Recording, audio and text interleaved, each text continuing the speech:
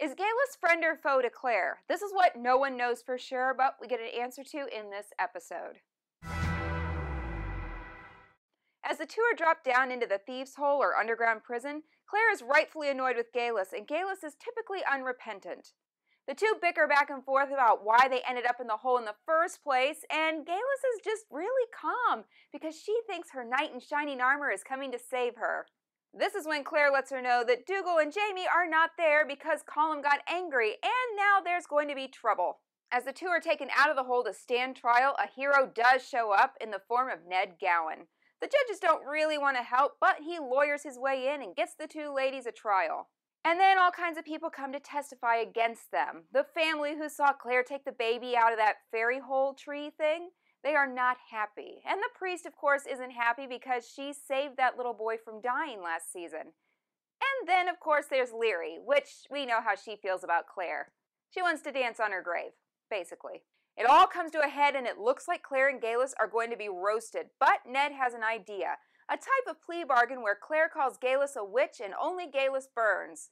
So just one of them gets lit on fire. That's better than both. But this is where things get interesting.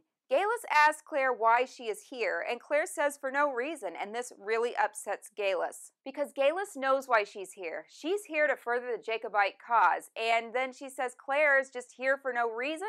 She just can't get over it. She is very upset. It's also in this panic meeting where she tells her there might be a way to get back, and Claire seems kind of confused but kind of clued in.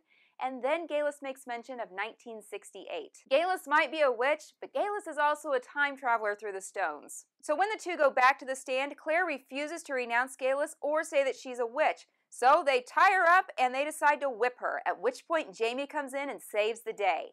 And he actually tells them not to lay another hand on her, and he grabs her up and he tries to protect her.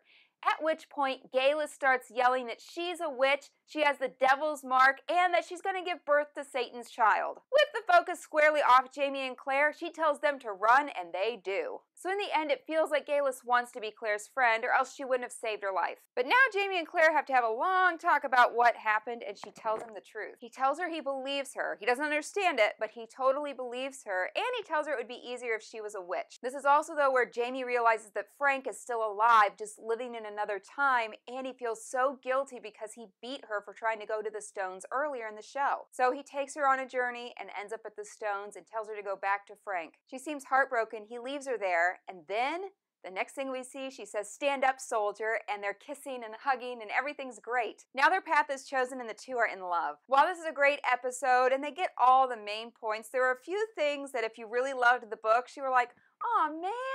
So here's some of those. I was really hoping that they would throw a rosary over Claire's head and that it wouldn't burn her, and then he'd say something about if she was a witch, this would burn her on fire. Also, until this point in the story, I felt very insecure in Jamie and Claire's love for each other.